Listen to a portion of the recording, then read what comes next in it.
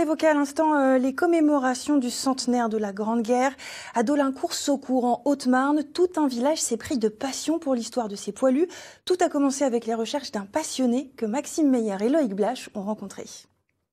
C'est en voyant ces noms qu'il a voulu en savoir plus. Les noms des soldats de Dolincourt morts sur les champs de bataille de 14-18.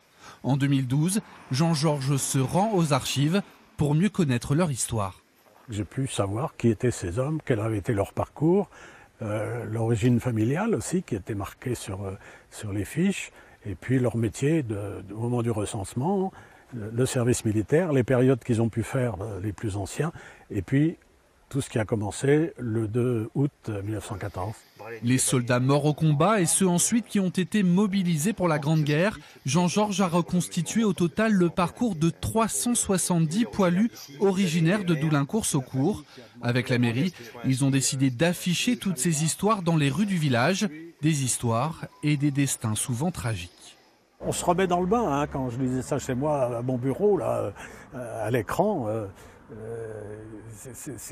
On vit les horreurs, c'est ça qui m'a le plus, pas traumatisé, mais qui m'a le plus marqué, même si je savais que ça existait.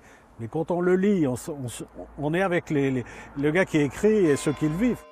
Ces panneaux ont donné des idées dans le village. Plusieurs associations se sont alors mobilisées pour décorer toutes les rues. Certaines ont fait des milliers de fleurs pour décorer les bâtiments publics, d'autres ont fait des bannières pour mettre dans le village, d'autres enfin les ont mis en place.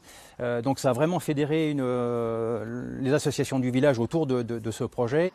Cette semaine, des projections de documentaires sur la Grande Guerre sont prévues à la mairie et après les commémorations du 11 novembre, un repas dansant sera organisé. Tous les bénéfices seront reversés à l'association d'aide aux blessés de l'armée de terre.